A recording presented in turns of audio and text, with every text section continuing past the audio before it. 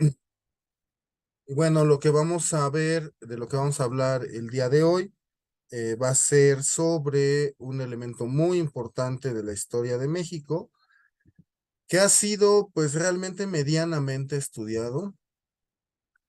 Se ha visto solamente bajo una sola perspectiva, bajo un solo enfoque en general. Sin embargo, pues es un tema que, como todos los temas históricos, pues tienen varias aristas. Y este, pues nos es de particular importancia e interés porque, pues básicamente va a remitir a los orígenes de la nación mexicana, que pues va a ser la cuestión de la conquista, que el día de ayer se conmemoraron 502 años de este acontecimiento histórico, el cual pues se ha visto principalmente bajo la perspectiva occidental, bajo la perspectiva de los vencedores, comillas, comillas, que en este caso pues fue la cultura europea, que es pues básicamente de donde más tenemos textos sobre este acontecimiento, por eso se le ha dado prioridad en torno a su veracidad. Sin embargo, investigaciones recientes que se han venido haciendo, sobre todo eh, en los últimos años, poco antes de que se cumplieran los 500 años de este acontecimiento, pues empiezan a dar otra perspectiva, empiezan a dar otra cara de lo que fue este acontecimiento histórico. Estas investigaciones recientes pues empezaron eh, a conformarse pues realmente hacia inicios de los 90 con el 500 aniversario del descubrimiento, comillas, comillas. Es cuando muchos historiadores, sobre todo, pues empiezan a replantear otra vez las preguntas en torno a estos acontecimientos. Se ha avanzado tanto esto que prácticamente hoy pues ya se tiene otra idea, otra concepción de lo que es la conquista, por lo menos a niveles académicos, que empiezan a salir ya algunas publicaciones y pues en algunos años esperemos, si todo continúa bien, pues estas nuevas informaciones, estos nuevos paradigmas se empezarán a ser de dominio público. Que bueno, pues así siempre ha sido esta cuestión. Eh, Normalmente la información llega a la gente pues ya muchos años después de que se conformó, y muchas veces cuando llega a la población pues ya ha cambiado el paradigma. Entonces, bueno, así es esta cuestión. Sin embargo, pues hemos venido arrastrando desde prácticamente la conquista, eh, perdón, desde la independencia, pues ciertos paradigmas oscuros en torno a lo que fue la conquista de México. Evidentemente, durante la independencia, pues se necesitaba de una excusa, se necesitaban de ciertos pretextos, ciertos culpables para poder eh, moverse. Ya hablaremos de eso al final de nuestra charla de hoy, que ensombrecieron buena parte de los acontecimientos que sucedieron realmente hace 502 años en México. Y bueno, pues vamos a empezar. Algunas preguntas ya están surgiendo por acá.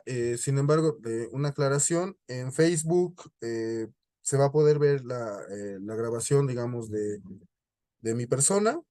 Y en el Zoom es donde vamos a poder ver la presentación en PowerPoint que preparé para esta charla. Si ustedes requieren el acceso a Zoom, eh, solicítenlo por WhatsApp, por favor, o también se pueden integrar a nuestros grupos de WhatsApp para que les puedan llegar nuestras notificaciones, tanto de nuestros recorridos como de nuestros cursos que brindamos de manera regular.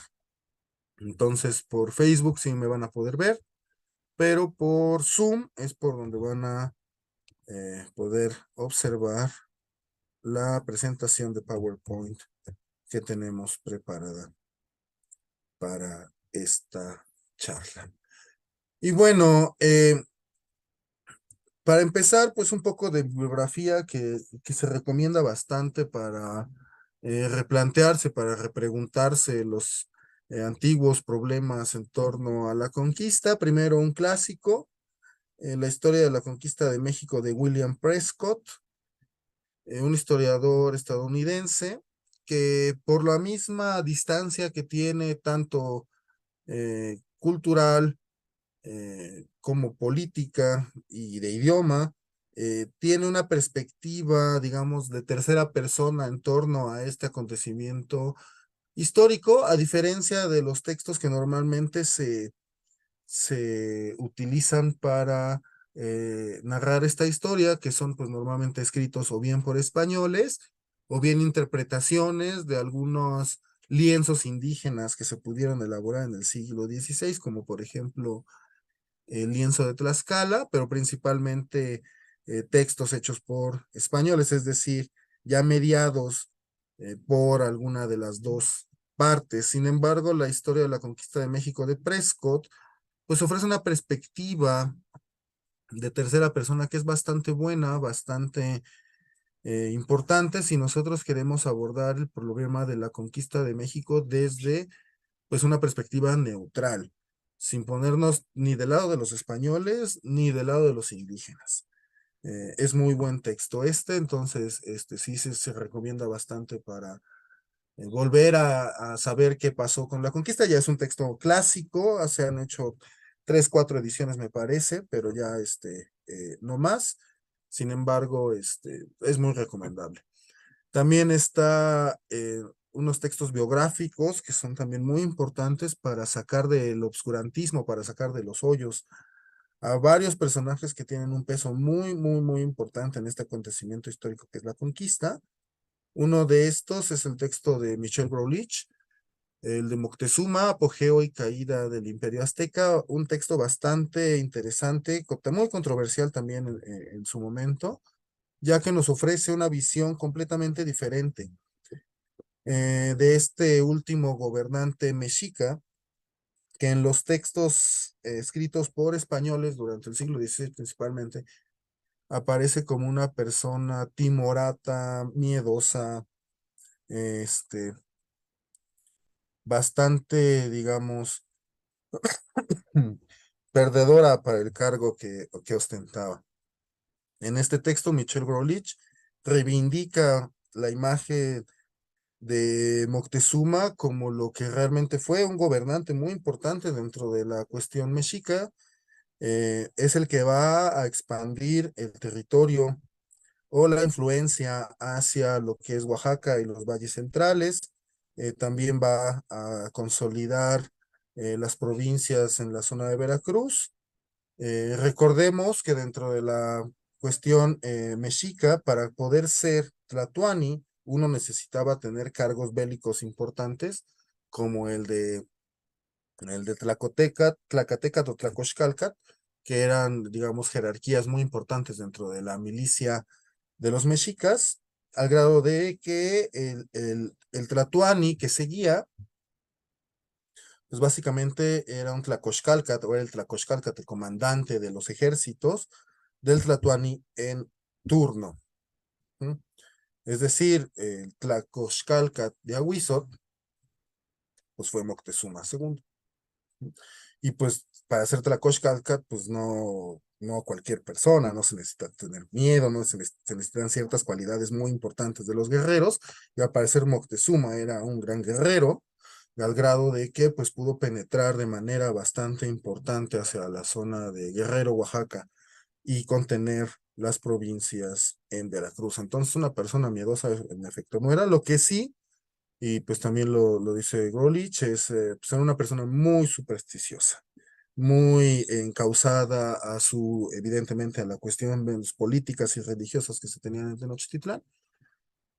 Pero bueno, eso se malinterpretó en las cuestiones escritas por los españoles como más bien como una cuestión de debilidad, cuando en realidad pues no era así. Pero bueno, ya tendremos otra charla para hablar de Moctezuma, que pues necesita ser reivindicado. Normalmente, si estuviera, y es que hasta la misma historia es contradictorio en ese sentido. Si Moctezuma fuera realmente la persona timorata que plantean la gran mayoría de textos escritos por españoles, pues no habría pasado a la historia, y no se hablaría tanto de Moctezuma y se hablaría, por ejemplo, más de Cuitláhuac o de Cuauhtémoc. Y de estos, pues prácticamente no se habla. Hay óperas dedicadas a Moctezuma, el linaje de Moctezuma, pues sigue vivo, ya más diluido que el agua, pero bueno, sigue vivo.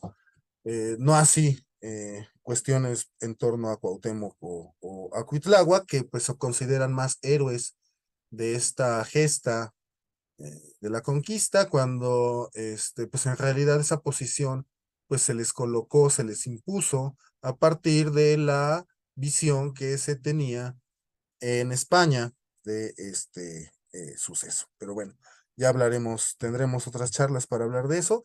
Otra biografía importante que no se deben de perder es la de José Luis Martínez, la biografía más completa jamás escrita sobre Hernán Cortés. Aquí también se reivindica un poco la imagen de este personaje que resultó en el paradigma independentista de principios del siglo XIX, pues resultó ser el malo del cuento y así pasó a la postre. Eh, Prácticamente se piensa que todo lo malo que le ha sucedido a México pues ha sido culpa de este señor, de Ferdinando Cortés, pero pues no, tampoco es así. Al contrario, Hernán Cortés fue no solo un conquistador, sino también un admirador y ferviente defensor de algunos aspectos de la cultura indígena.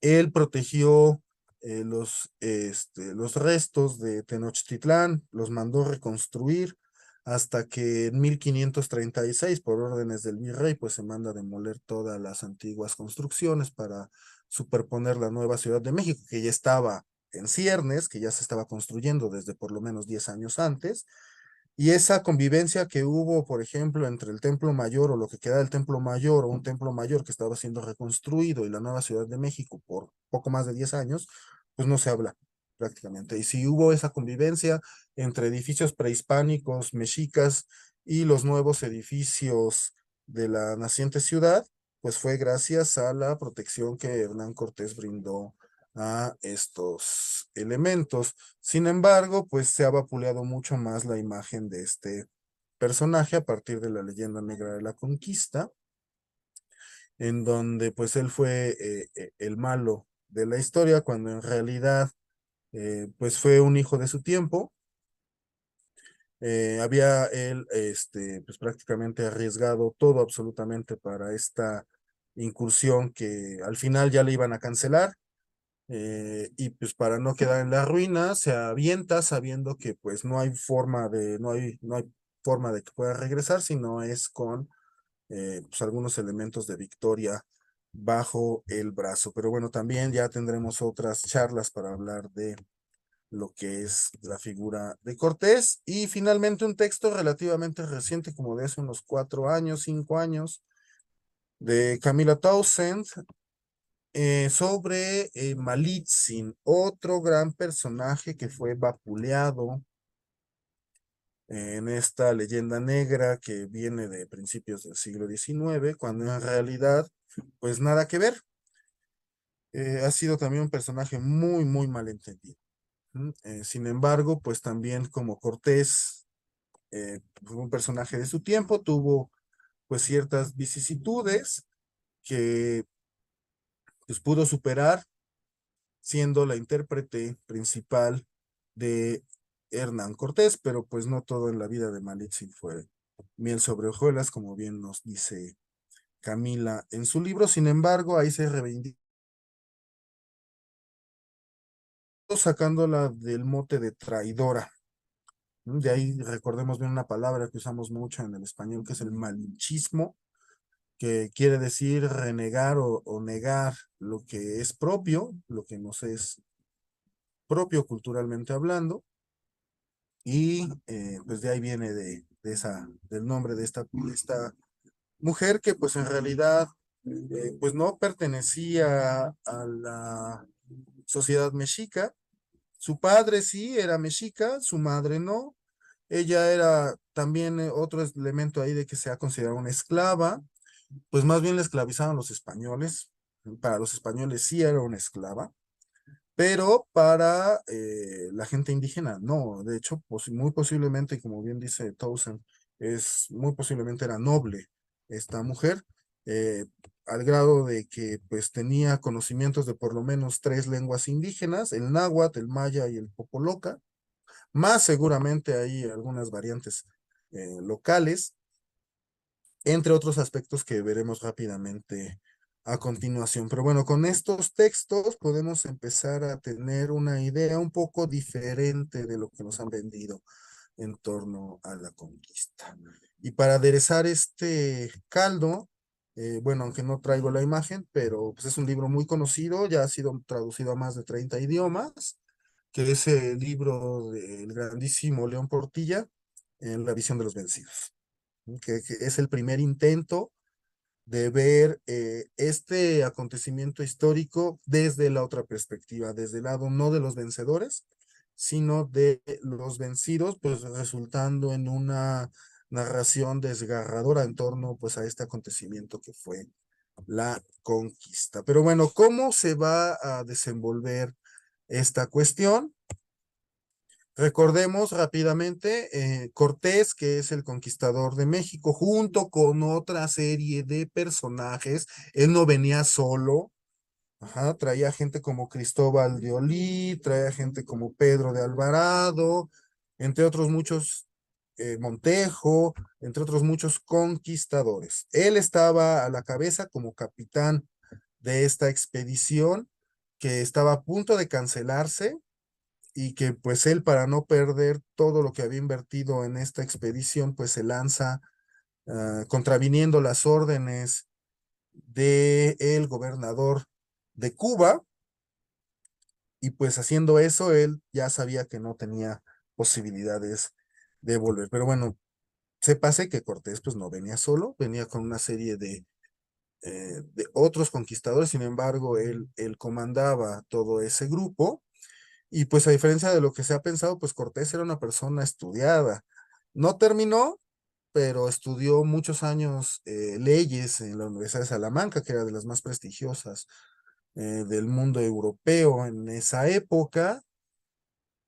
Era una persona bastante versada, a diferencia de otros de sus conquistadores que lo acompañaban, como por ejemplo Pedro de Alvarado, que era un bruto en el más amplio sentido de la palabra, y pues que a él le debemos básicamente las matanzas más recordadas que vamos a tener de esta gesta. Y bueno, todo inicia con esta tercera expedición, y cuando llega Hernán Cortés, esto es algo súper importante que nunca se habla en los textos. ¿Mm? Cuando llega Hernán Cortés a lo que hoy es México, o más bien a lo que en ese entonces era Mesoamérica, porque ni siquiera México existía, encontró un conglomerado de grupos étnicos distintos culturalmente, unos muy distintos, otros no tan distintos. Ajá. Pero no encontró una unidad política ni territorial, lo cual supo aprovechar muy bien, por cierto. Es decir, cuando llega Cortés, México no existía. No había esa unidad cultural ni territorial que nosotros hoy llamamos México. De hecho, gracias a que llega Cortés y gracias a que viene el periodo virreinal, 300 años de virreinato, es que tenemos a partir de 1821 una nación mexicana. Ahora sí, con un territorio conformado que nos fue mochado en 1847, pero bueno, eso ya es otra historia. Pero digamos, la unidad territorial de lo que nosotros llamamos México no se va a gestar o no se va a producir sino hasta el siglo XIX. ¿Mm? Antes de eso vamos a tener una serie de conglomerados, ¿mm?, unidos bajo un esquema que nosotros conocemos como el virreinato. ¿Mm? Pero había provincias, otros reinos, que el reino de Galicia, que el reino de Nueva Vizcaya, que el reino de Granada, etcétera. Ajá. Había provincias, que la provincia de Guatemala. Había también estos elementos religiosos, etcétera. Digamos, había una división política bastante extensa que estaba unida bajo los designios de lo que conocemos como un virreinato, ¿m? Que se conoció como el Virreinato de Nueva España, que fue lo primero que ofreció una unidad más o menos homogénea de lo que es la cuestión territorial, de que conocemos ahorita. ¿M?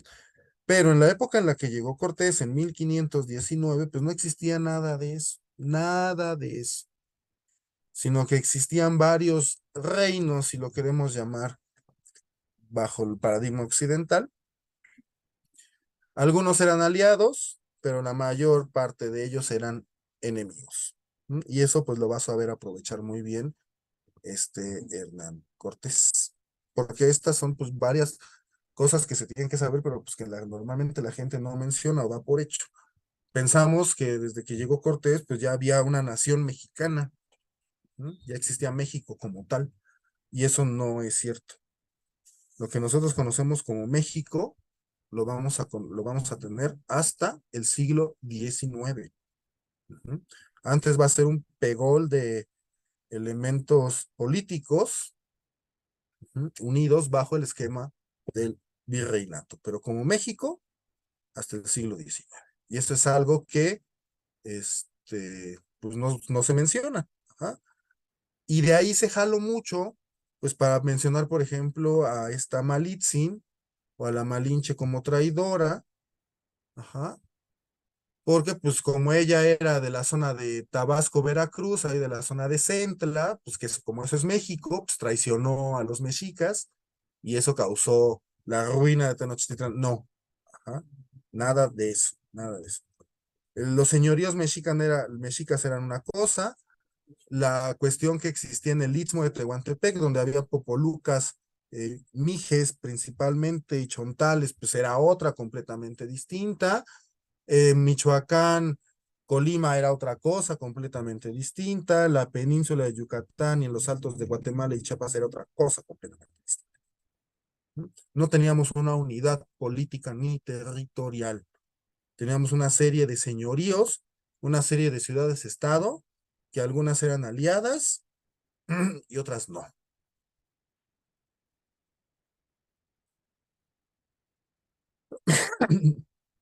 De todo ese conglomerado cultural que encontró Cortés, la gestión más fuerte o la presión más fuerte que se ejercía a nivel político la tenía la Triple Alianza.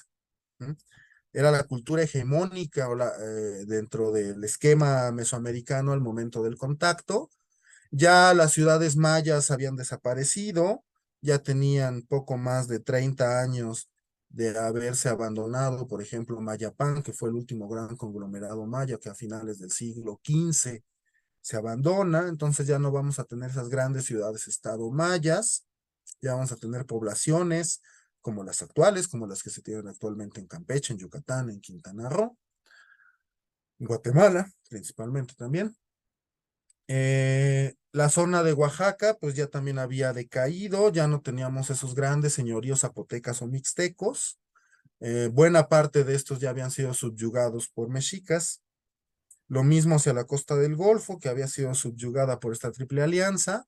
No hacia el occidente, donde tenemos otro conglomerado cultural importante, que son los purépechas, que no fueron nunca conquistados por mexicas y que fueron siempre enemigos de estos, al grado de que, pues, eh, no se pudo conformar una alianza que había solicitado Cuitláhuac, por ejemplo, para poder eh, afrontar a los hispano-tlaxcaltecas que andaban ahí metidos en el centro de México. Al norte igual, pues teníamos los sitios como Mestitlán, que eran pues prácticamente independientes, y pues ni qué decir de Tlaxcala, que pues va a ser uno de los factores importantes para la caída de esta hegemonía de la Triple Alianza, que se enfocaron en esta porque pues era la hegemónica.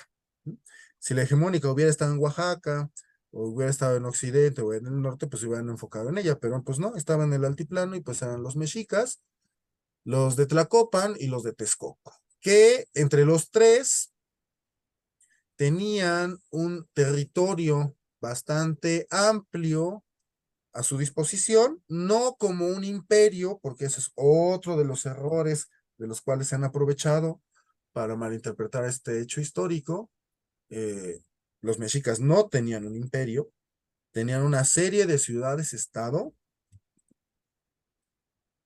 igual así como en macro era en micro, una serie de ciudades-estado, algunas aliadas de manera voluntaria y otras sometidas de manera bélica, que tributaban a estas entidades,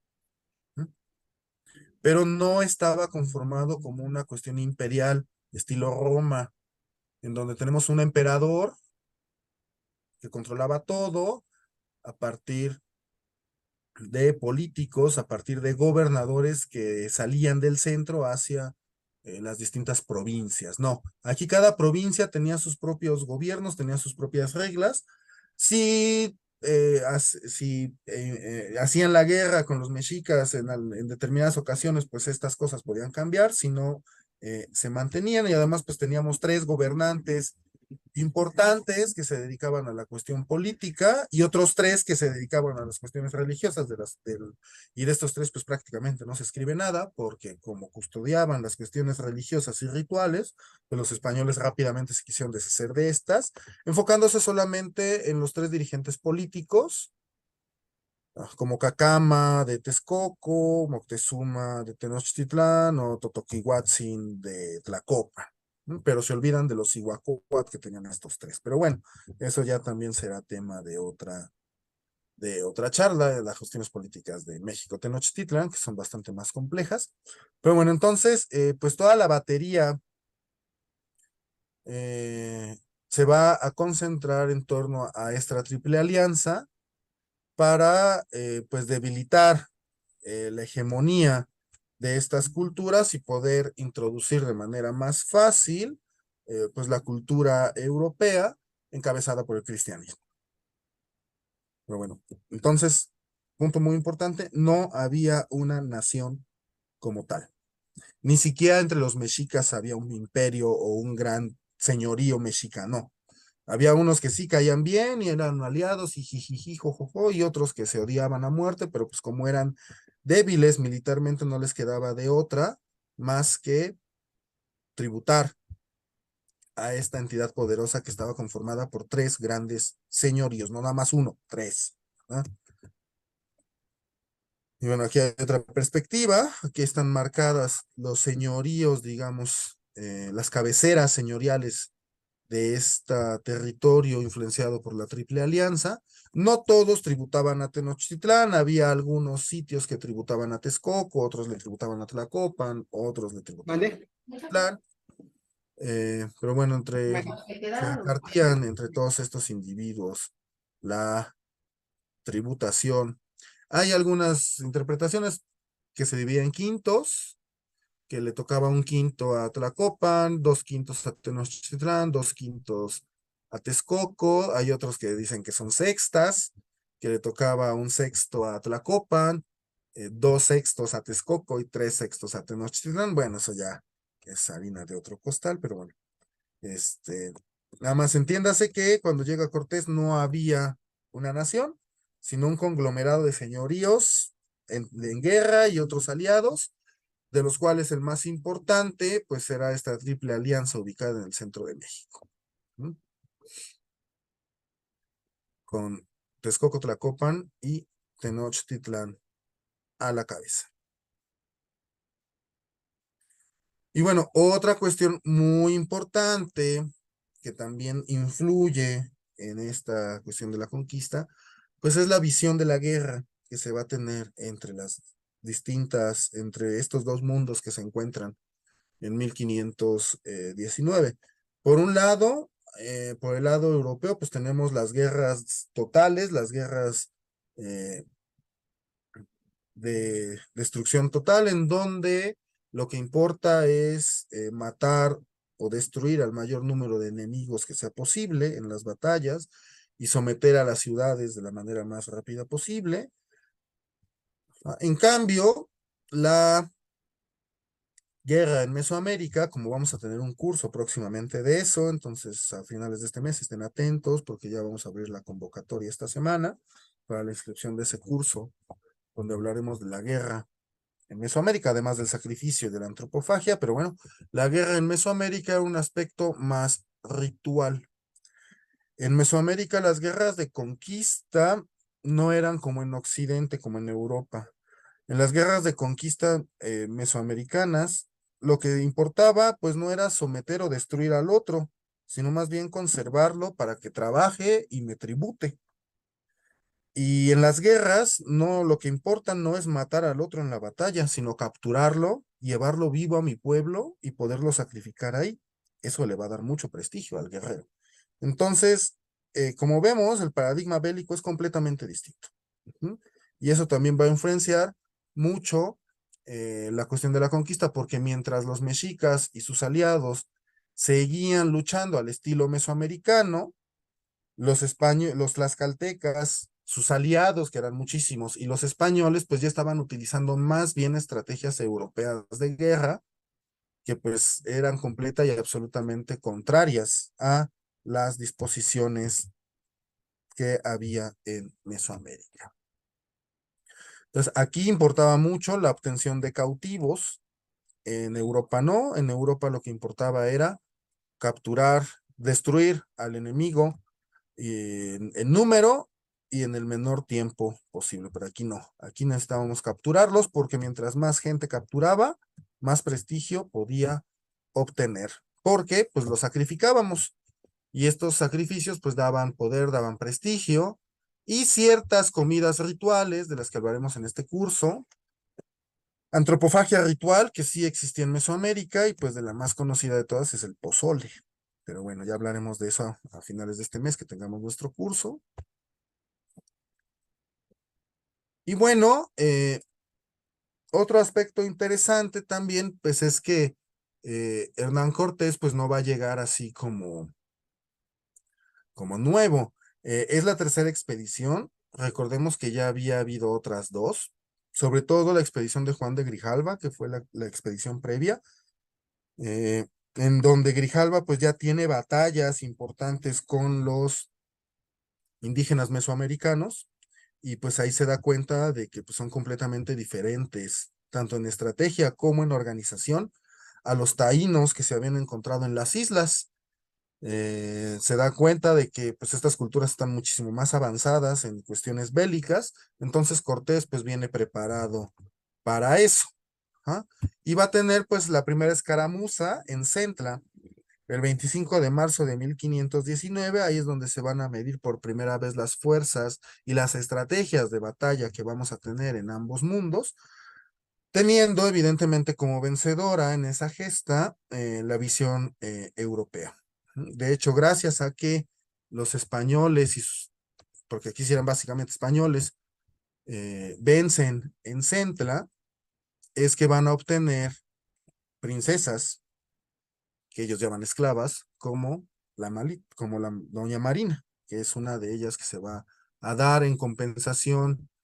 Bueno, no en compensación, se les va a dar estas mujeres de élite porque los de Centla tenían la esperanza de emparentar con estos nuevos señores de la guerra y pues qué mejor forma de emparentar con ellos que con alianzas matrimoniales como se seguía en época prehispánica.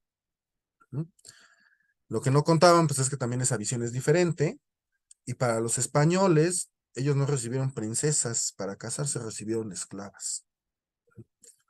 Pero bueno, esa es la visión que predominó, cuando en realidad las mujeres que recibieron, pues lo más probable es que hayan sido mujeres de élite, mujeres de linaje, con las cuales los dirigentes o las élites de Centla querían emparentar con estos españoles. Pero bueno, no les funcionó.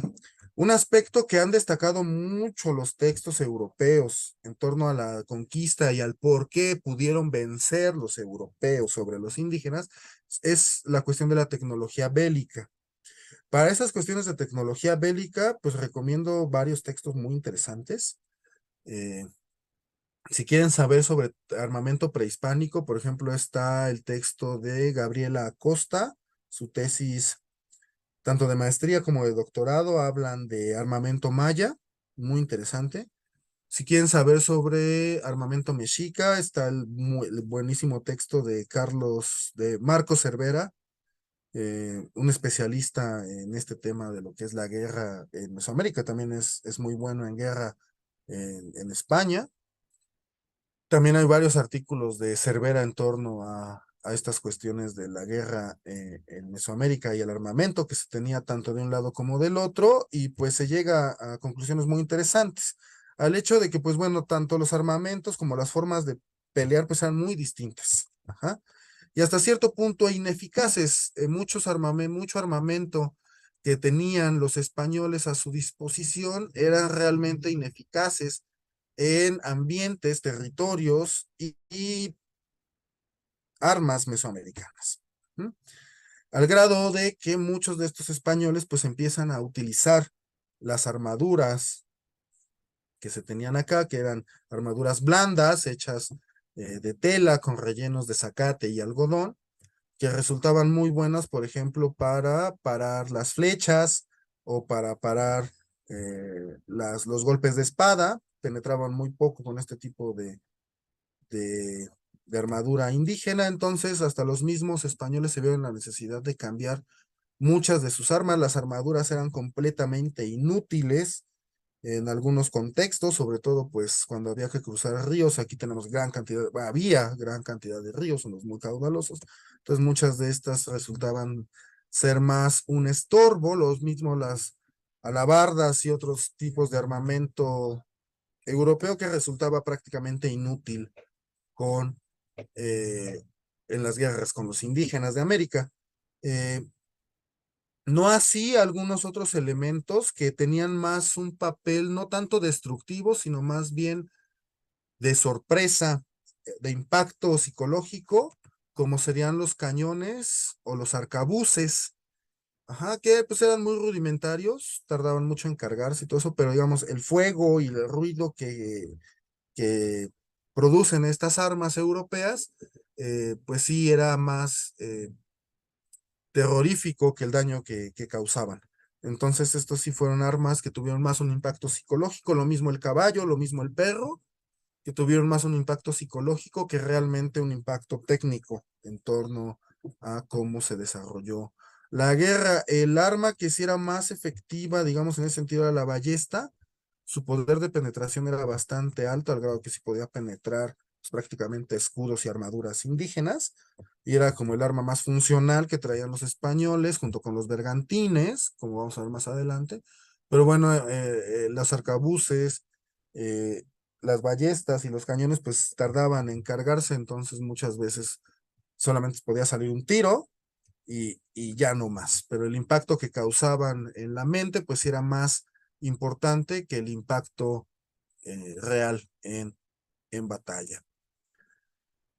Y pues bueno, entonces pues este tipo de armamento que traían los españoles, que era muy efectivo en las guerras europeas, pues aquí resultó ser más bien ineficiente, entonces pues se tuvieron que adaptar a los paradigmas mesoamericanos. Eh, Sin embargo, pues sí conservaron estos elementos de terror psicológico como los cañones, los arcabuces, los perros y los caballos, que fueron importantes para la penetración psicológica, el terror psicológico de la guerra de conquista, porque en realidad pues no fueron los españoles los que conquistaron.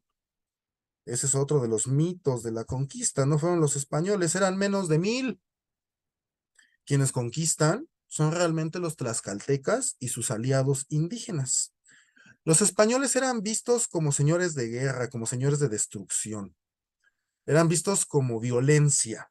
Esos eran los españoles. Y eran como un emblema de violencia. Entonces, muchas veces, y eso lo tenemos en crónicas, cuando los tlaxcaltecas empiezan a conquistar sitios alrededor de Tlaxcala ayudados por los españoles, realmente los españoles casi no participan en batalla.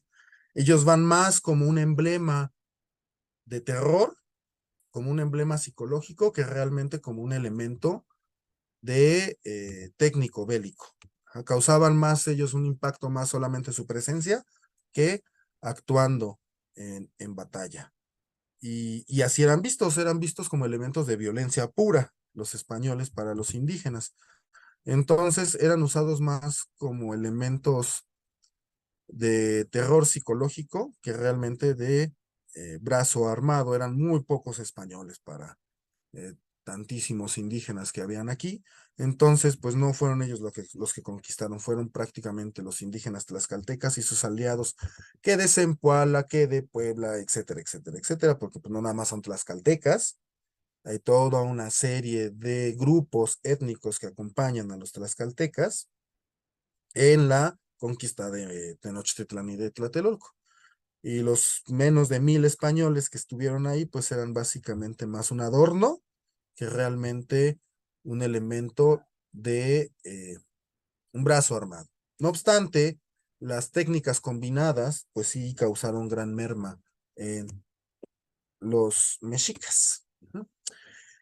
Y bueno, las armas indígenas, pues al contrario, resultaron ser bastante efectivas contra los españoles de origen, sobre todo el atlat y la honda, fueron yo creo que los elementos más que más bajas causaron a los españoles, estos dos, el atlat y las ondas, y los que más terror causaban en los españoles eran los macuahuit, que le llamaban las espadas mexicas, estos macuahuit que había de diferentes tamaños, y pues también se llega al grado de decir que el macuahuit era tan filoso y lo podían blandir con tal potencia que podía cortarle el pescuezo a un caballo y partir en dos a un jinete de un solo golpe.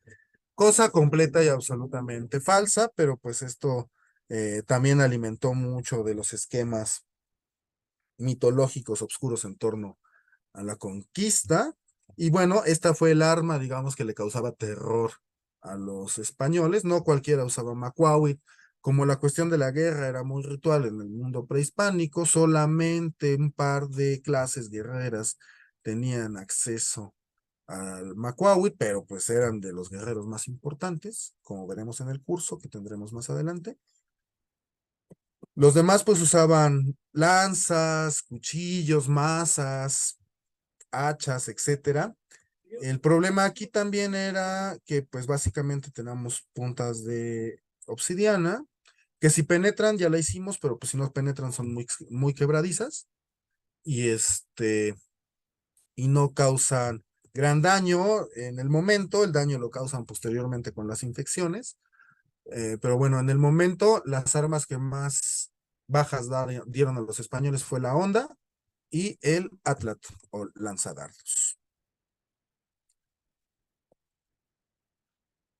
Y bueno, los escudos pues tampoco eran muy efectivos en ciertas cuestiones, dependiendo del material, o eran de madera o eran de tule.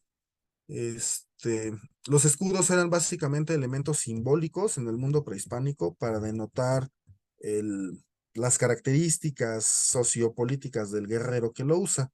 Algunos sí son bastante útiles y pueden soportar golpes de determinadas armas, sobre todo indígenas, y algunas armas europeas, pero lo que sí resultó muy efectivo es la armadura de algodón. Ahorita se me olvidó el nombre en náhuatl, pero tiene su nombre, esta armadura de algodón, que es básicamente isle, una camisola de isle, rellena, acolchada y rellenada de zacate y de algodón sin hilar, lo que le daba pues mucha fortaleza para proyectiles o espadas que traían los españoles. Este sí resultó bastante efectivo. Pero bueno, la guerra, si bien pues, se pensaba, se veía distinta, tampoco fue un factor importante, pero no fue el factor decisivo que marcan muchos textos europeos en torno a la conquista. Sí fue una cuestión importante, pero no decisiva. La cuestión de la guerra. Pero pues te la ponen como si hubiera sido la causa principal de la caída de México Tenochtitlan, y pues es un paradigma que se estuvo repitiendo hasta el siglo XX. Baste ver los hermosos murales de Camarena que están en el Museo Nacional de Historia, en donde tenemos al español y al indígena matándose mutuamente con sus respectivas armas. Y bueno, entonces, un punto nodal que sí va a influir mucho en la caída de eh, Tenochtitlán y que se menciona muy poco también, o no se le da la importancia que debe de tener, es básicamente la alianza que va a tener Cortés y su grupo con Tlaxcala. ¿Mm? Y aquí vamos a tener varias cosas importantes que si no se hubieran dado como se dieron, estaríamos ahorita, ni siquiera existiríamos, pero bueno. Si Cortés pudo llegar a Tlaxcala desde la costa del Golfo, fue gracias a la intersección de Marina, ¿Mm? Que es entregada un 15 de abril de 1519, después de la batalla de Centla, le es entregada a Cortés. Posible, si se le entrega, eso sí es algo que tengo que checar, si se le entrega directamente a Cortés, entonces era la mujer de más alto rango que se tenía o con la cual querían emparentar. Si no se le da directamente a Cortés, entonces es una de una serie de mujeres de estatus que se les da a los españoles con la intención de emparentar con ellos. No tenían idea de que los españoles las iban a considerar esclavas y pues así las iban a tratar. Esta Marina, como lo podemos ver en el lienzo de Tlaxcala y en otros documentos, para los indígenas tenía mayor importancia que Cortés. Por eso se le representa adelante de Cortés. Siempre se le va a representar adelante de Cortés. Y siempre se le va a representar más grande que Cortés. O sea, no es que Malitzin haya sido giganta, no. Ajá. Sino simplemente el ponerla más grande le da una importancia mayor. Es decir, la importante en el Códice de Tlaxcala, por ejemplo, en el lienzo de Tlaxcala, no era Cortés, la importante era Malitzin. Ella era la importante. Y si los tlaxcaltecas la reconocen como importantes, porque esta señora sabía moverse en esos estratos altos de las sociedades mesoamericanas, porque seguramente ella vivió en un estrato alto cuando estaba cerca de Centla antes de que fuera entregada a los españoles. Entonces, eso que pues tenía ella de diplomacia que aprendió siendo de élite, pues le va a servir muchísimo para poder penetrar en este mundo de hombres, que era la política, al ser la voz de este conquistador, de este personaje que representaba violencia junto con su grupo. Cortés nunca aprendió lenguas indígenas, nunca. Primero utilizó a este fraile para darse a entender y ya después con Malitzin, pues va a utilizarla como su principal intérprete, ella que hablaba maya, náhuatl, popoloca y posiblemente otras lenguas, pues va a ser la llave, y esa es la importancia que tiene este personaje que ha sido bien vapuleado, la llave que le permite a Cortés penetrar hacia el centro de México sin que fueran devorados en el camino por otros grupos indígenas. Entonces, esta mujer es fundamental. Sin ella, Cortés no pasaba de Veracruz, o de lo que actualmente es Veracruz. Se lo hubieran comido antes de salir de ese territorio. Y en Tlaxcala, como bien sabemos, pues cuando entra en territorio tlaxcalteca, pues vamos a tener unas escaramuzas con los tlaxcaltecas, van a vencer los españoles, sin embargo, pues van a llegar a un punto en el que ni españoles ni tlaxcaltecas se van a mover. Ahí un gran error que van a tener los mexicas tienen dos errores respecto a Tlaxcala, que les va a costar pues el imperio, o lo mal llamado imperio, su conglomerado de señoríos. Uno, que en la época de Moctezuma II quiso eliminar a Tlaxcala como una provincia independiente que había pactado independencia y cierta autonomía desde Moctezuma I, pues Moctezuma II quiso deshacer esos tratos que ya se habían llevado por varios decenios para integrarla a la a los señoríos tributarios de los mexicas. Entonces, a partir de 1509 aproximadamente, un poco antes, aplica un embargo comercial, una especie de lo que le aplicaron los gringos a los cubanos, una especie de embargo a Tlaxcala, bloqueándole muchas rutas comerciales e impidiéndole la llegada de muchos productos. Cuando llegan los españoles, ya los tlaxcaltecas pues llevaban varios años de embargo y ya estaban un poquito hartos de esta situación, y la gota que derramó el vaso es que los mexicas empezaron con un juego doble.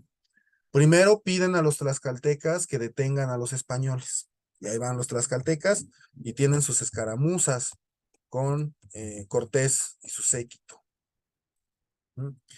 Y al mismo tiempo, los mexicas mandaron emisarios con los españoles pidiéndoles aliarse con ellos para derrotar a Tlaxcala.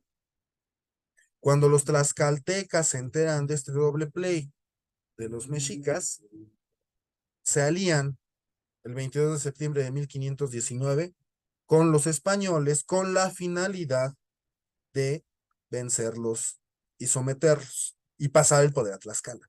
Esa era la idea original, pero bueno. Ahí fue el inicio del fin.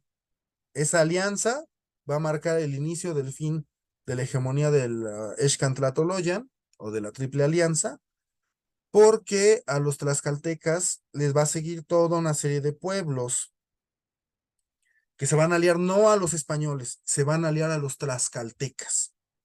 Y de manera indirecta, a través de los tlaxcaltecas, a los españoles, que representaban la violencia encarnada.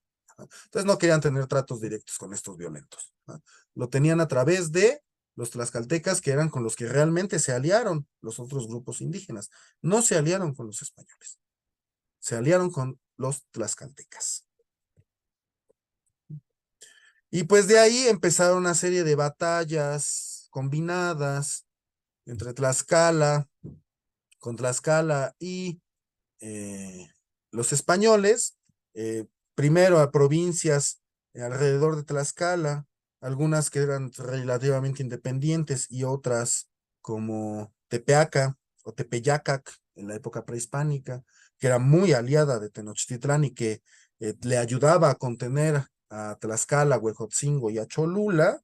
Pues vamos a empezar a tener esas batallas importantes que van a empezar a infundir cierto temor, cierto terror en la mente de los indígenas de la Xcantlatoloyan. La primera, sin duda, fue la matanza de Cholula. Si bien Cholula y la Xcantlatoloyan no tenían una relación completamente aliada, de hecho Cholula tributaba o se tributaban algunos elementos de Cholula hacia el centro. Sí, Cholula era una ciudad muy importante en contexto religioso, al grado que a ese lugar iban a tomar poder gentes de Tlaxcala, de la costa del Golfo, de la Mixteca y de la cuenca del lado de la zona de Chalco. Ajá, de ahí venían señores a tomar poder a Cholula. Entonces, era hasta cierto punto un equivalente como la Meca árabe, pero para Mesoamérica. Era un sitio muy importante a nivel religioso.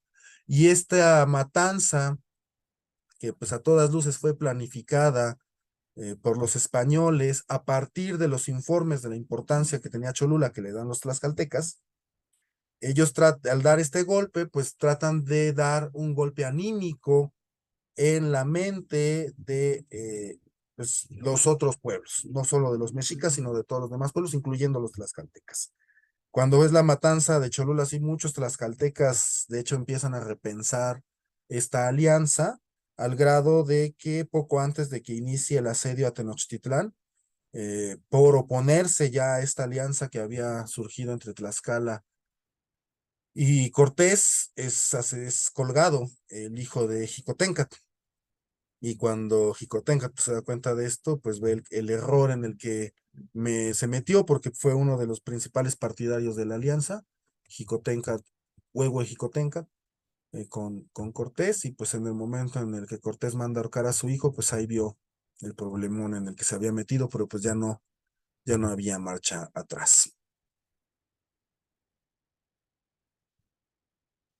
Y bueno, después de eso, de la matanza de Cholula, pues ya llegan sin mucho problema a lo que es Tenochtitlán, una ciudad hermosa que pues tanto los textos que hablan de ella, de Cortés y de Bernal Díaz del Castillo, pues la comparan con una ciudad de fantasía, con una ciudad de ensueño,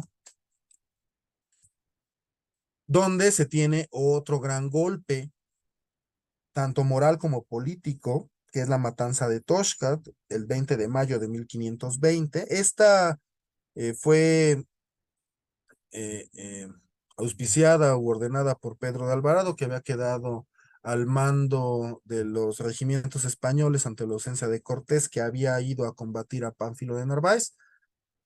Alvarado se queda en Tenochtitlán y él ordena la matanza de Toshkat. Toshkat es la fiesta dedicada a Tezcatlipoca, una de las deidades más importantes del panteón de los mexicas. En esta fiesta, pues se reunió la élite gobernante de la Excantlatoloyan, la cual fue prácticamente aniquilada.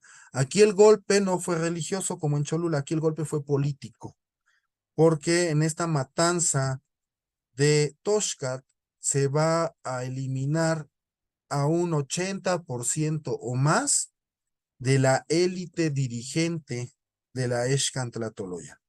Muchos a los que les tocaba gobernar después de Cacama, de Totoquihuatzin, de Moctezuma, murieron ahí. Y muchos de los que gobernaron, pues no les tocaba gobernar. Fueron sustitutos de emergencia ante la muerte de importantes señores. Muchos linajes sucumbieron en esa matanza de Toshkat, porque pues, prácticamente los que estaban presentes ahí en el recinto sagrado de Tenochtitlán pues, eran las élites de los tres pueblos que fueron masacradas por las gentes principalmente de Pedro de Alvarado. Pocos tlaxcaltecas participaron en esta matanza de Toshkat, al parecer fue patrocinada y auspiciada solo por españoles. La importancia que tenía esta fiesta pues era especial, pues, al grado que los tlaxcaltecas pues también respetaban este tipo de eventos a los cuales muchas veces eran invitados. Este, pero por lo mismo las informaciones que se les dio a los españoles las utilizaron ellos para debilitar lo más posible el poderío tan grande que tenían los mexicas, tlatelolcas, perdón, sí, tlatelolcas, texcocanos y las gentes de Tlacopan. Entonces el primer golpe fue religioso y el segundo fue político, porque ya entendieron estos españoles en estas alturas de que en el mundo mesoamericano, como en el mundo medieval, la religión y la política van de la mano, y si se lastima una, se lastima la otra, y viceversa. El otro gran golpe, que fue el definitivo y que derramó el vaso, pues es la muerte de Izcahuatzin y de Moctezuma II. Otra cuestión que también ha estado muy manchada por la leyenda negra de la conquista, que afirma que fue el mismo Cuauhtémoc quien aventó la piedra, que descalabra y a la postre mata a Moctezuma, es decir, muerto por su propia gente, por su propia sangre. ¿Mm? Nada más romántico que de las leyendas del medievo. Y pues no, no fue así. La realidad es otra completamente. Moctezuma e Izcahuatzin era el Cuauhtlatoa de Tlatelolco, fueron muertos por los españoles. Muy posiblemente el mismo Pedro de Alvarado o alguno de sus hombres, pues va a apuñalar tanto a Moctezuma como a Izcahuatzin en un intento por hacer tiempo para escapar de Tenochtitlán después de unas par de semanas que ya estaban asediados en las casas viejas, que ahora es el Monte de Piedad, y, y las cuadras vecinas, eh, en un intento de hacer tiempo, de distraer estas huestes que los estaban asediando ya de manera muy fuerte, pues tratan de hacer un tiempo para escapar. Y este tiempo lo logran asesinando tanto a Moctezuma como a Izcahuatzin y arrojándolos literalmente del lado contrario por donde iban a escapar. Si nosotros conocemos la parte del Zócalo, el boquete por el cual escapan los españoles, lo hacen en donde es la esquina de Tacuba e Isabel la Católica. Ahí es donde van a hacer el boquete, los españoles para salir. Y ellos van a tirar el cuerpo de Moctezuma y de Izcahuatzin del lado opuesto a las casas. El lado opuesto sería la esquina de ahora, la calle de Monte de Piedad, esquina con Madero. ¿Mm? En esa esquina fueron arrojados los cuerpos de Moctezuma y de Izcahuatzin, y en el momento en el que eran arrojados, los españoles empezaban a salir por la puerta de atrás que habían hecho recientemente, ante el horror de los mexicas de ver cómo sus gobernantes eran asesinados de la manera más fría y cobarde posible. Entonces, pues evidentemente tenían que recoger los restos de estos personajes, hacer las exequias correspondientes, y mientras, pues los españoles aliar petate, junto con algunos tlaxcaltecas que sí estaban en Tenochtitlán. Muchos de sus huestes, de esas huestes tlaxcaltecas, pues estaban fuera de lo que era Tenochtitlán, ya en zonas de tierra firme. Pero bueno, eso les dio tiempo suficiente para que pudieran huir los españoles hacia la zona donde actualmente es la Alameda Central.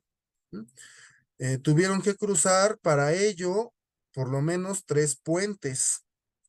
Ellos habían construido un puente con los restos de las casas de Moctezuma, porque los mexicas previamente ya habían quitado los puentes originales para evitar que estos huyeran. Entonces ellos hacen un puente improvisado que les va a servir para 2 cruces, pero en el tercer cruce se les va a hundir y ya no van a poder sacar el puente que ellos hicieron. Y pues va a haber, ahí va a estar el atorón en la zona donde ahora está la Avenida Hidalgo, Avenida Juárez, la zona donde está la Alameda Central, porque el puente que seguía, el famoso puente de los Toltecas, que era de amplitud bastante grande, pues no todos lo pudieron sortear. Algunos brincaron, se ahogaron, otros pasaron encima de los cuerpos de sus compañeros para poder cruzar. Fue ahí la zona de la masacre, digamos. Ahí fue la venganza de Moctezuma. Ya el grupo mexica, la Excantlatoloyan, pues ya estaba dirigida por Cuitláhuac, uno de los hermanos de Moctezuma, uno de los hermanos menores de Moctezuma, pues fue el que dirigió esta cuestión que se conoció por mucho tiempo a partir de la malinterpretación o de la hegemonía de los textos europeos como la Noche Triste. Y sí fue triste para los europeos porque perdieron ahí a casi toda su gente, casi todos sus caballos, perdieron todo el oro, que yo creo que fue lo que más les dolió, no tanto perder a la gente, perder todo el oro, y buena parte de sus aliados indígenas. Sin embargo, para los mexicas y sus aliados, pues fue la noche victoriosa, que es el otro nombre con el cual se empieza a conocer este hecho histórico ya de manera más moderna. Hay gente que está a favor, hay gente que está en contra. Bueno, ambas son correctas. Si nos queremos atender del lado de la hegemonía hispana que ha escrito sobre esta cuestión, pues sí sería la Noche Triste. Si nos atenemos a la cuestión de los que defendían y que al final fueron vencidos, pues sería la Noche Victoriosa. Entonces ahí el que más le guste la puede usar.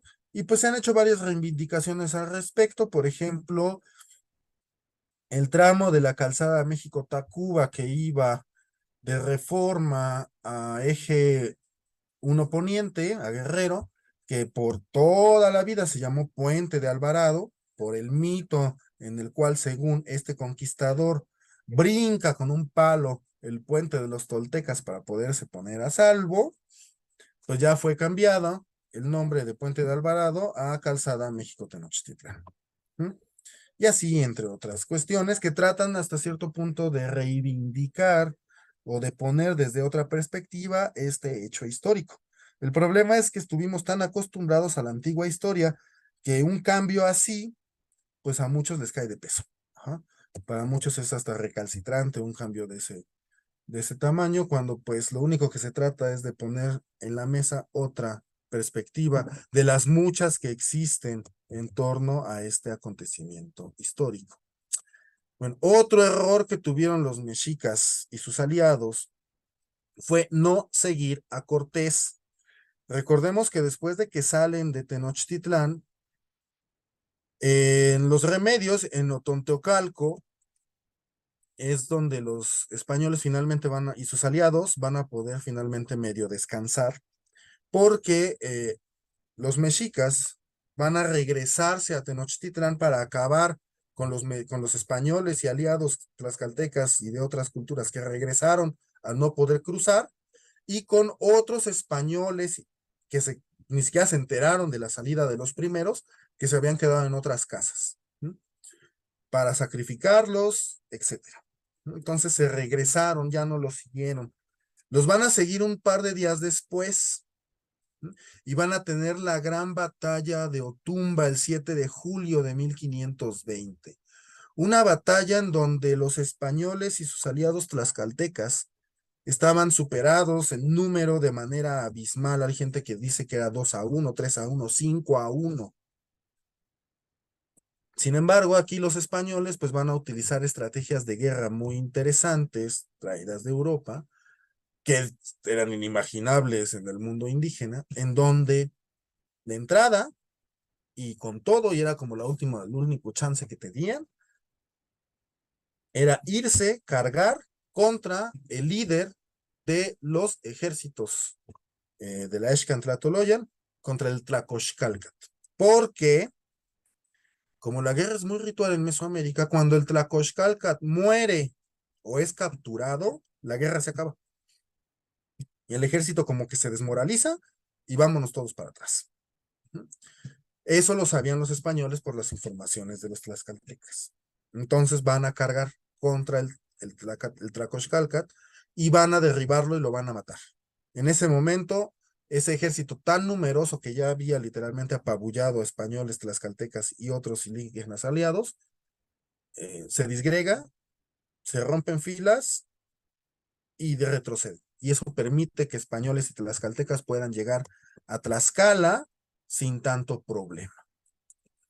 Ahí es donde viene, dentro de las crónicas de Cortés, dentro de las cartas de relación, la ayuda de famoso Santiago, que gracias a la ayuda de Santiago y su caballo blanco, que fue el primero en embestir las huestes de los indígenas mexicas, es que pudieron penetrar esas líneas y poder vencer al Tlacoxcalcat que traían ellos, logrando salvar así la vida y llegar a Tlaxcala, en donde van a firmar, ahora sí, la primera alianza era estilo indígena, literalmente de palabra, intercambiamos unas mujeres, intercambiamos unos regalos, pero en esta ya vieron los tlaxcaltecas que estos españoles pues traen unos truquillos ahí medio oscuros bajo la manga, entonces para esta nueva alianza los obligan hacerlo bajo los términos españoles, es decir, firmando documentos. Entonces los tlaxcaltecas obligan a los españoles a firmar la alianza, ¿ja? Para que en caso de que ganen se respeten ciertos derechos, ciertas garantías de Tlaxcala y de algunos aliados, sobre todo de Tlaxcala. Entonces, eso es algo que no mencionan los textos, por ejemplo, europeos. Esta segunda alianza ya pactada con Tlaxcala, que fue hecha bajo las leyes, bajo las legislaciones y términos europeos, en donde había papeles firmados, en donde los españoles se comprometían a respetar religión, territorio, gobierno, tributos de Tlaxcala, y los tlaxcaltecas se comprometían a correr la misma suerte de los españoles en la conquista de Tenochtitlán. Pero de eso no se menciona. Se menciona como si las tlaxcaltecas pobrecitos hubieran acudido a los españoles a suplicarles su ayuda, cuando fue al revés, completa y absolutamente al revés. Fueron los menos de 100 españoles que sobrevivieron a suplicar a Tlaxcala que les ayudara. Los españoles aquí fueron los suplicantes, no los tlaxcaltecas.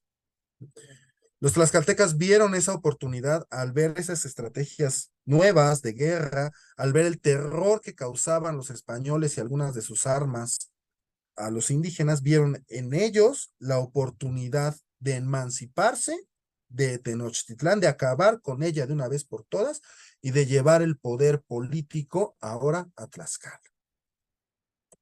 Por eso los hacen firmar. Y pues les funcionó porque Tlaxcala, cuando los españoles vencen a Tenochtitlan, Tlaxcala duplica su territorio, se hace de más señoríos tributarios, tiene independencia. Tlaxcala nunca mandó un centavo al virreinato, todo lo mandaba directamente a la corona. Si se querían instaurar órdenes religiosas, tenían que ser bajo el permiso de los tlaxcaltecas y no de los religiosos en el centro o de el virrey o de algunas otras autoridades. Mucho de esto, conforme fue avanzando el virreinato, pues se fue perdiendo y desapareció completamente al momento de la independencia. En el momento de la independencia, Tlaxcala deja de ser un reino y se transforma en un estado más de lo que va a ser México. Y pues todos los privilegios que tenían los tlaxcaltecas se van a perder. Entonces también durante la independencia, pues muchos de estos pueblos van a tener pérdidas considerables. Sin embargo, en el momento de la conquista, pues se va a obligar a estos españoles a firmar estos documentos, porque los españoles ya no tienen vuelta atrás. Cortés no se puede regresar a Veracruz, tomar un par de naves que por ahí había dejado y regresarse a Cuba o regresar a Santo Domingo. Ya no podía. Entonces era para adelante. Y pues después de esa alianza, pues ya vienen las guerras importantes hispano-tlaxcaltecas hacia el centro. La más importante pues va a ser el sometimiento de Texcoco. Gracias a la traición, ahí sí vamos a tener un traidor, que va a ser Iztlizóchitl II, uno de los hijos de Nezahualpili, que nunca iba a gobernar Texcoco, pero aprovecha que su hermano, el gobernante Cacama, fue a Tenochtitlán a la entronización de Cuauhtémoc para tomar el poder y aliarse con los tlaxcaltecas y los españoles, y eso le va a permitir a Cortés poder instalar sus bergantines en el lago de Texcoco y poder iniciar el asedio a Tenochtitlán. Otro de los errores que tuvimos acá, pues fue precisamente el permitir que Iztlizóchitl pues tomara el mando de Texcoco. Y ahí va a empezar el asunto, se van a organizar, Cortés va a mandar gente a Jamaica, va a mandar gente a Santo Domingo para traer caballos, para traer cañones, para traer pólvora, porque pues, todo lo habían perdido en la noche victoriosa o en la noche triste. Y pues se reorganizan al grado de que en mayo de 1521, acuérdense, junio de 1520 fue la batalla de Otumba, la última gran batalla, la última oportunidad que tuvieron los mexicas y sus aliados de vencer. Y de junio hasta mayo tuvieron los españoles y los tlaxcaltecas para organizarse y empezar el asedio. Ajá. Ese fue otro de los errores que tuvieron acá los mexicas. El no haber hecho nada de junio en adelante para presionar a Tlaxcala y a los españoles. Más bien, la estrategia que va a tomar Cuauhtémoc, a diferencia de la estrategia que tomó Cuitláhuac, que era de ataque, Cuauhtémoc va a tomar una estrategia más de defensa. Y ese también es un error que les va a costar pues, la vida, literalmente. Entonces, a finales de mayo de 1521 va a iniciar el asedio a Tenochtitlán y el asedio inicia con la batalla del acueducto de Chapultepec. Cortar los suministros de agua, como toda buena guerra medieval, pues se van a cortar los suministros de agua, se van a cortar los caminos y pues se va a aislar a la población en Tenochtitlán. Como Cuauhtémoc pues tenía esa idea defensiva, pues no estaba tan mal, sin embargo no contaba con, ahorita vamos a regresar, espérenme tantito, estas cuestiones de las enfermedades. Ya las conocía porque una de estas había matado a su predecesor. La viruela mató a Cuitláhuac, que si no hubiera matado la viruela a Cuitláhuac, quién sabe qué hubiera pasado, porque Cuitláhuac sí tenía la intención seguramente de asediar Tlaxcala hasta lo más que se pudiera. Pero al momento, algunos piensan que las enfermedades no fueron decisivas para la conquista, porque pues el gran pico de muertes por epidemia se va a dar varias décadas después, no se va a dar en el momento de la conquista, se va a dar posteriormente, ya en el virreinato.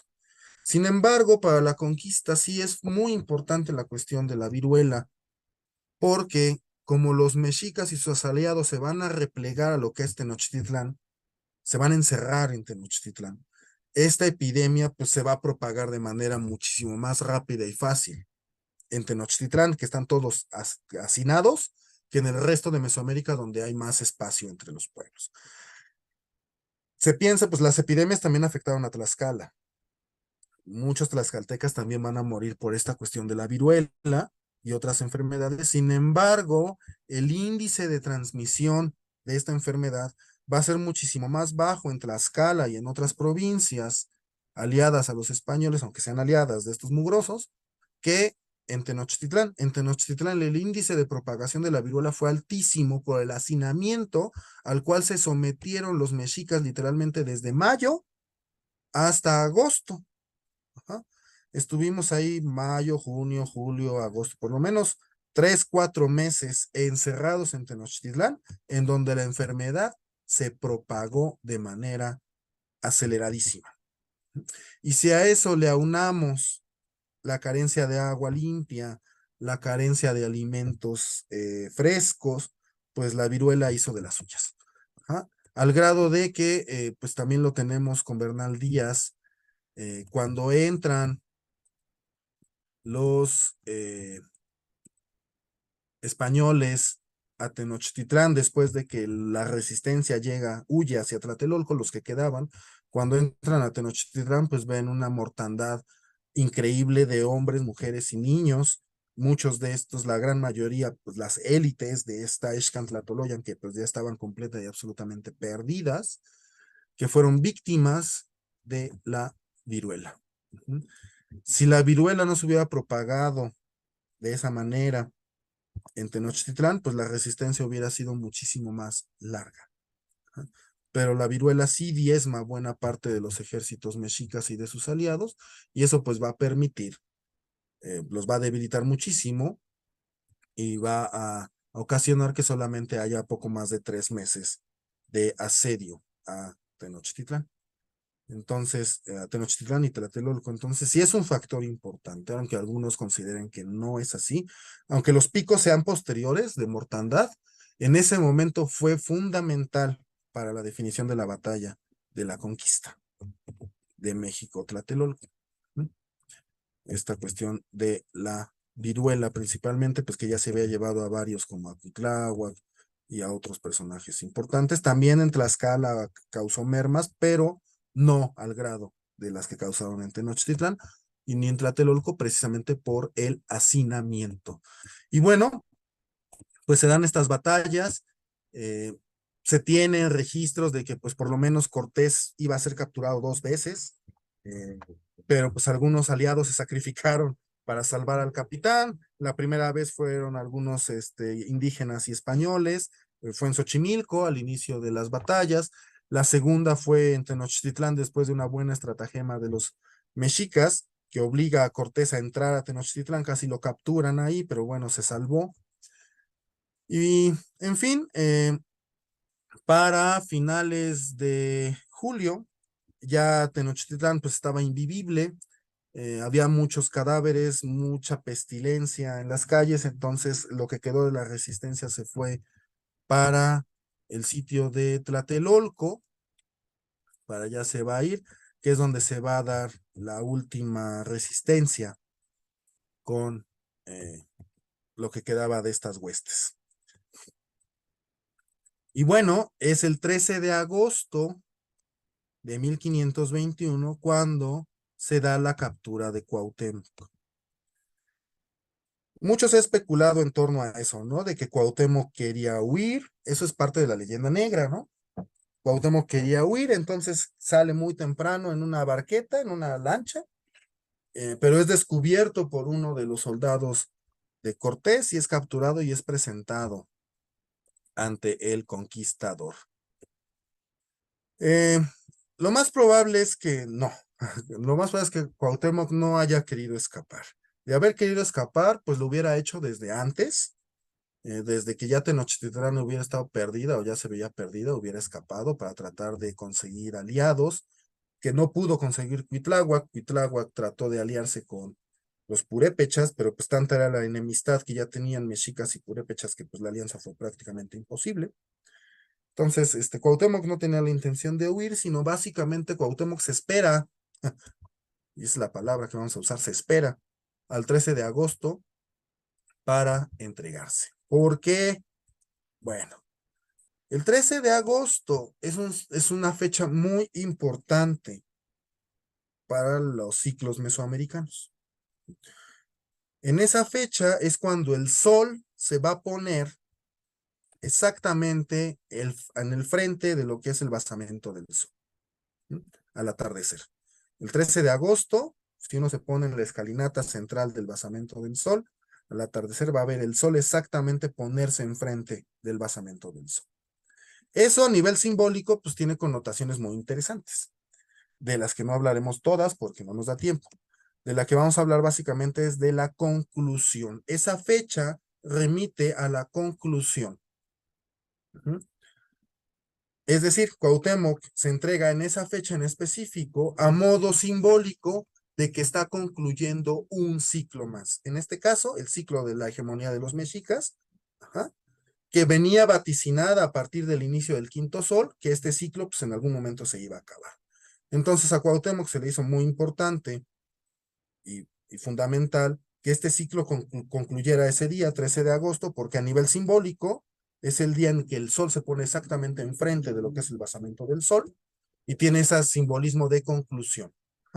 Si pueden, si concluyen el ciclo de manera satisfactoria, existe la posibilidad de iniciar uno nuevo. Pero si el ciclo se queda abierto, no hay forma de que se inicie un ciclo nuevo. Y eso fue lo que pasó. Porque cuando Cuauhtémoc se entrevista con Cortés, lo primero que le dice Cortés es, a Cortés es, sacrifícame. O sea, ya se acabó esto, sacrifícame, porque ese es el fin que debía de tener todo noble después de una batalla tan importante. Y ese sacrificio involucraba pues también el fin de un ciclo y la posibilidad de abrir un nuevo ciclo que le permitiera a los mexicas obtener una revancha, por llamarle de alguna forma. Sin embargo, Cortés pues no va a asesinar, no va a sacrificar a Cuauhtémoc, lo va a dejar vivo, lo van a torturar. La tortura, esa es otra parte de la leyenda negra, no la causa Cortés. La tortura la va a, a proponer un abogado de los que llegaron ya al final de la conquista. Ahorita no recuerdo el nombre, desafortunadamente, pero es uno de estos abogados que trata de hacer hablar a Cuauhtémoc para hacerle saber dónde estaba el oro que perdieron los españoles en la noche victoriosa. Cuauhtémoc dice, pues esa cosa ni me importa porque el oro para los indígenas pues no valía absolutamente nada, lo que valían eran las plumas, las piedras verdes, eso sí valía y eso sí lo recogieron, pero el oro no, y el oro se quedó ahí y si debe de seguir ahí en la esquina de Reforma y Avenida Juárez, por ahí debe de estar el oro a unos 6, 7 metros de profundidad.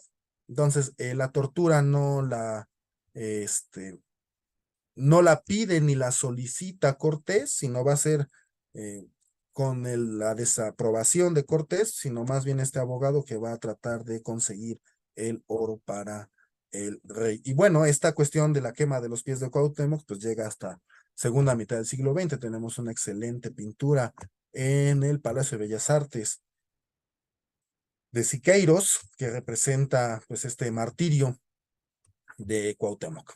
Y este martirio también va a servir como un arma política para hacer que otros pueblos importantes se rindan, porque recordemos que mientras estaba torturando a Cuauhtémoc en Coyoacán, porque ahí fue donde se va a torturar, bueno, acá en Coyoacán, van a llegar dirigentes purépechas. Los canzón sin purépechas van a llegar aquí a la Ciudad de México para ver cómo estaba el asunto. Primero vieron cuando Cuitláhuac pide la alianza y dicen, no, no le entro. Y una vez derrotados los mexicas, vienen y pues se van a someter de manera voluntaria, ahora sí, ante los españoles, ya no a los tlaxcaltecas, ahora sí a los españoles. Porque van a ver cómo son estos españoles los que están torturando al Tlatoani y Cuauhtémoc. Entonces van a decir, si así están torturando a Cuauhtémoc, ¿cómo me va a ir a mí? Entonces, pues mejor la fiesta en paz y nos vamos a aliar. Entonces, la alianza entre purépechas o la rendición de los purépechas frente a los hispano-tlaxcaltecas, pues se dio aquí en Coyoacán, después de ver estos calzoncillos, después de ver cómo torturaban a Cuauhtémoc y a Totoquihuatzin, que era el gobernante de Tlacopan. Y bueno, pues así se lo van a llevar a las Cibueras. Recordemos que poco después, y gracias a las traiciones de algunos de sus antiguos capitanes, Cortés se ve en la necesidad de buscar una ruta que atraviese el continente para poder llegar a lo que serían ahora las Filipinas, las Islas Molucas, que era lo que estaban buscando en esa época, y pues se va hacia las Cibueras para evitar que haya una rebelión indígena. Se lleva a Cuauhtémoc, lo tienen que llevar en andas porque después de la quemazón, literalmente Cuauhtémoc ya nunca pudo caminar, y ante los rumores de que varios pueblos indígenas se estaban aliando para salvar a Cuauhtémoc, es que lo manda a ahorcar en Ixcamancac, ahora el sitio, cerca del sitio arqueológico del Tigre en Campeche. Ahí va a mandar colgar a Cuauhtémoc. Y bueno, como pues no fue el 13 de agosto, se quedó abierto el ciclo y eso pues ya a nivel simbólico impide que los mexicas puedan tomar la revancha con otro ciclo eh, de estas cuestiones mesoamericanas. Y bueno, otra de las cuestiones, ya para terminar, de las que no se habla en estos textos hispanos principalmente, pues es de la valiosa, vital e invaluable ayuda que tuvieron de los indígenas. Sin ellos, los españoles no podían hacer nada, no hubieran pasado de Veracruz, se los hubieran comido ahí en Veracruz, ¿no? Y también tuvieron la suerte, gracias a las informaciones que tuvieron en Centla, de llegar a la zona de Isla de Sacrificios y de Veracruz. Si hubieran llegado más al norte, si hubieran llegado después del río Tuxpan, ni siquiera hubieran podido llegar más adentro porque los huastecos se los hubieran tragado vivos, literalmente. Pero llegaron a una zona que estaba sometida bajo la Excantlatoloyan, una zona que tenía una carga de tributos muy alta, que ya estaba muy en desacuerdo con este tipo de tratos que se les venía dando del centro. Entonces ven en estos españoles, en estos violentos, pues una oportunidad de emancipación. Básicamente eso fue. O sea, los mexicas desde que empezaron con Itzcoat primero y después con todos los tlatoanis hasta Moctezuma II, la expansión de su influencia y la obtención de tributos, pues empezaron a sembrar el descontento en muchos sitios, en muchas ciudades, que a la postre pues se vio reflejada con esta desobediencia que hubo hacia Tenochtitlán y la posterior alianza que hubo primero con los tlaxcaltecas y después con los españoles. Y de ahí van a surgir estos famosos indios conquistadores, de los que se ha hablado muy poco, ahorita ya se empieza a hablar un poco más de ellos, de estos indios conquistadores, que son los que realmente hicieron la conquista. Porque otro de los grandes mitos es que el 13 de agosto de 1521 se conquistó México. Y no, lo que se conquistó fue la ciudad de México, Tlatelolco, que era la ciudad más importante en ese momento. Pero realmente el 13 de agosto de 1521 empieza la verdadera conquista de México. Y es una conquista que se va a extender hasta el siglo XIX. La mesoamericana hasta el siglo, finales del siglo XVII. Y la norteña hasta finales del siglo XIX, principios del siglo XX. Entonces, no termina la conquista el 13 de agosto de 1521 y está iniciando apenas esa conquista. Y los grandes conquistadores de México no son los españoles, son los indígenas, principalmente los tlaxcaltecas y otros de sus aliados, también indígenas, que se van a representar, como vemos en nuestras imágenes, a ellos mismos como conquistadores. Y van a usar los emblemas y los elementos de los conquistadores. Y van a crear elementos culturales para diferenciarse de los sometidos. Y uno de esos que son muy interesantes, de los que hay que estudiar más, son las danzas de conquista. Las poblaciones indígenas de México que tienen danzas de conquista no son danzas que recuerdan este hecho histórico, no, son danzas que recuerdan que este pueblo fue un pueblo de conquistadores, no un pueblo sometido, un pueblo de conquistadores. Y los principales, pues los más conocidos son los tlaxcaltecas, pero pues también vamos a tener a otros indios conquistadores, como por ejemplo los tepanecas de Coyoacán, o algunos norteños de Querétaro y Guanajuato, que también van a ayudar a españoles y a tlaxcaltecas a la conquista de lo que hoy llamamos México. Un territorio que se va a conformar, como les mencioné al inicio de esta plática, hasta bien entrado el siglo XIX. Entonces, no podemos hablar antes de una nación mexicana, de un país México, de una cultura mexicana. De hecho, todavía no podemos hablar de eso porque tenemos un crisol cultural enorme que era muchísimo más grande en la época prehispánica y que fue decreciendo en la época virreinal, pero pues todavía seguimos con una diversidad cultural enorme al grado de que tenemos muchos Méxicos, no tenemos un solo México. Lo único que nos identifica pues es esta unión territorial de lo que hoy llamamos México, pero dentro de lo que nosotros llamamos México hay muchos Méxicos. ¿Mm? De esos, pues, tendremos que hablar en otra ocasión, porque ya estamos terminando con nuestra charla el día de hoy. Pues, ojalá les haya gustado. Esto, pues, se tiene que analizar muchísimo más. Evidentemente, pues, siguen saliendo textos, siguen saliendo nuevas interpretaciones, y pues son temas que no se agotan. La única intención que teníamos en esta plática, pues es dar un pequeño vistazo, muy pequeño, a otra perspectiva, a otra forma de ver este acontecimiento histórico, que es lo que nos va a conformar a la postre como país. Sin la conquista, nosotros no existiríamos ahorita, porque hasta eso no nos fue tan mal, comillas, comillas.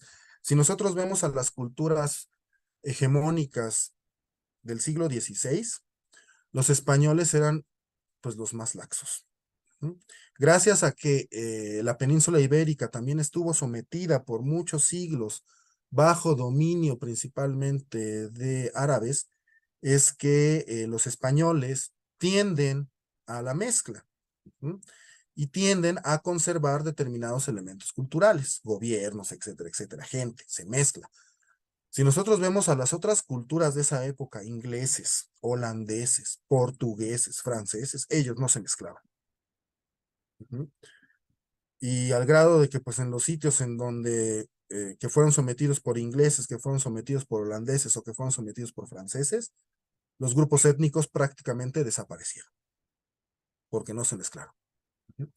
Los españoles sí se mezclaban, tendían a la mezcla. Hernán Cortés proponía y promocionaba la mezcla entre españoles e indígenas. Entonces, ellos sí, y esa mezcla, pues es lo que va a conformar el mestizaje de la nación mexicana de hoy, y es lo que va a permitir que se conserven los 69 grupos indígenas que tenemos actualmente. De otra forma, no habría sido posible. Entonces, hasta cierto punto nos tocó bailar con la menos fea de ese momento, que eran las españoles. Los otros hubiera estado horrible. Hay unas hipótesis ahí que bien interesantes que sacó este Federico Navarrete sobre qué hubiera pasado si no hubieran llegado los españoles o si los españoles no pasaban de Veracruz. ¿Mm? Y pues hay unas hipótesis bien interesantes. Hubieran llegado otros definitivamente, ingleses, franceses, holandeses o portugueses. Hubieran llegado otros y nos hubiera ido peor, porque estos, como les menciono, no se mezclan, tienden al exterminio de las culturas sometidas.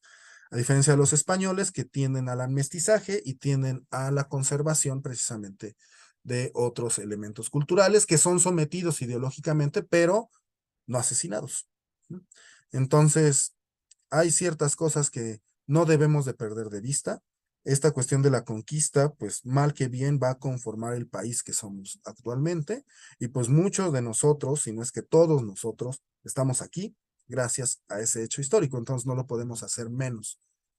Y sobre todo no lo podemos negar porque esa es otra de las cuestiones que también tenemos a nivel cultural, una carga histórica y cultural fuerte de que pues fue tan traumante este episodio de la conquista, que como bien decía Octavio Paz, el mexicano pues no se siente ni español ni indígena. Ajá. Y pues no tenemos que sentirnos ni uno ni otro porque somos los dos. Gracias a esto tenemos acceso a dos grandes mundos, a dos grandes bagajes culturales que tenemos que hacer propios. No nos tenemos que divorciar de ninguno de los dos. Los dos son nuestros y los tenemos que ejercer porque nos pertenecen. Por un lado, el linaje y toda la cuestión cultural europea traída desde España principalmente, y por el otro, el gran bagaje cultural que tenemos aquí en Mesoamérica y el norte de México, que también es nuestro y del cual tenemos que todavía apropiarnos porque ha sido muy descuidado. Nos hemos apropiado más del otro legado cultural que el del que tenemos aquí en estas tierras, el cual pues afortunadamente empieza a ser reivindicado desde distintas aristas. Pero bueno, pues muchísimas gracias a todos los que nos acompañaron. La grabación se va a quedar también aquí en Facebook Live y la que estuvimos haciendo por Zoom la subiremos después al YouTube para que la puedan ver. Si quieren saber la dirección de nuestro canal, pues conéctense, mándenos mensaje y con gusto les daremos pues más información. Sin más, pues les agradecemos mucho. Este, si gustan también apoyarnos o cooperar con para esta causa, pues también será muy, muy bienvenida y muy agradecida su ayuda. Me despido no sin antes agradecerles y recordarles que pues tenemos eventos culturales muy pronto, tenemos una serie de salidas culturales muy interesantes el próximo fin de semana, tenemos nuestro recorrido anual a la Feria de la Manzana en Zacatlán, ya estamos por cerrar cupo, entonces aprovechen y únanse, todavía alcanzan lugar. También tendremos tours locales, tendremos una visita al Museo Franz Mayer el sábado para conocer esta colección importantísima de plata mexicana, plata que se vino haciendo desde época virreinal y que afortunadamente se salvó de las fundiciones masivas que hubo en el periodo independentista y en la Reforma. También el domingo tendremos dos recorridos locales bien interesantes. En la mañana visitaremos el Museo Nacional de Antropología con un servidor para poder conocer el arte del siglo XX que custodia ese museo, que tiene obras importantísimas y fundamentales. Y por la tarde, con nuestro especialista en arte virreinal, Eduardo, visitaremos una exposición de reciente apertura en donde se exhiben una serie de biombos virreinales, este arte tan interesante que viene de Asia y que rápidamente se va a adaptar a las necesidades del público virreinal, en donde pues vamos a tener grandes e importantes muestras de arte de este periodo que no se deben de perder. Estos dos tours van a ser el domingo. Pues ojalá nos puedan acompañar. Nos vemos el próximo lunes en otra charla cultural en línea. El tema lo daremos a conocer el fin de semana. Y también recuerden que tendremos para el día 23 de este mes el inicio de nuestro curso sobre guerra, sacrificio y antropofagia en Mesoamérica. Un curso que daremos en línea vía Zoom y que tiene un costo de 500 pesos para quien se quiera inscribir. Los guías tienen otro costo porque va a ser un curso para refrendo de su credencial. Entonces, si están interesados, comuníquense y con mucho gusto les brindamos información. Y pues sin más, les agradezco mucho su presencia, también sus aportaciones. Ya varios de ustedes han hecho sus aportaciones. Muchísimas gracias.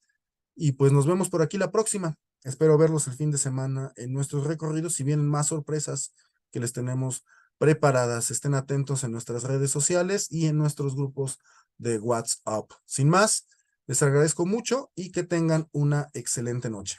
Nos vemos pronto. Vamos a terminar ahorita en Facebook y continuaremos un par de minutos más vía Zoom. Muchísimas gracias. ¿Y nuestros colegas del Zoom tienen alguna duda o alguna pregunta?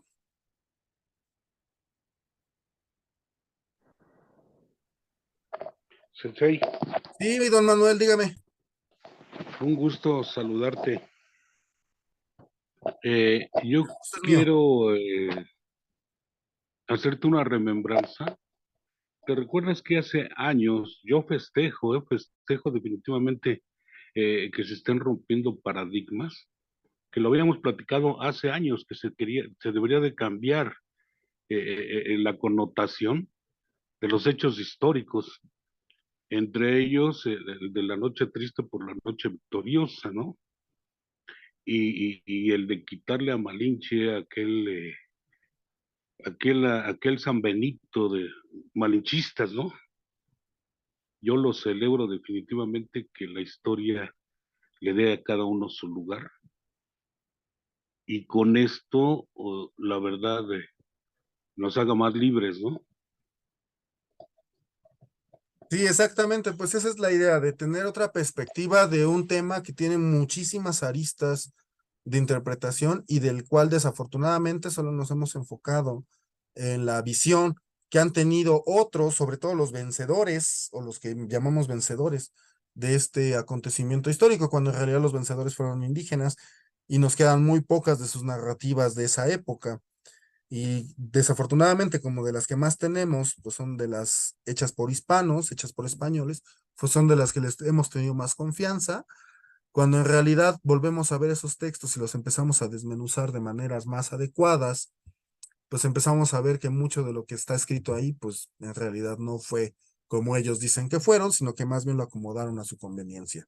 Entonces, como bien dice, pues este tipo de charlas o este tipo de cursos que podría dar yo o algunos otros colegas que también están más versados en estos temas, pues son liberadores porque nos dan otra perspectiva y nos hacen apropiarnos de lo que originalmente fue nuestro, pero que por estas malas ideas y estas malas y estos mitos que se crean en torno a estos temas, pues muchas veces relegamos de ello y nos encontrábamos en el limbo cultural.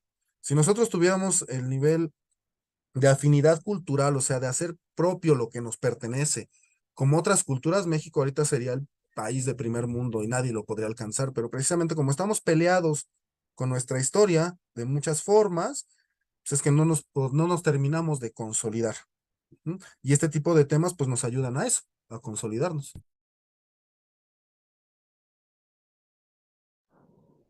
Y yo por último, para preguntarte, ¿vas a ir a Zacatlán tú? Sí, a mí me toca el Zacatlán. Bueno, entonces, pues te deposito mañana para irme contigo. Sirve que no, hacemos el reencuentro. De hecho, me dará mucho gusto verlo por ahí. Ok, te lo agradezco tu atención, gracias. No, a ustedes muchas gracias. ¿Alguien más tiene algún comentario?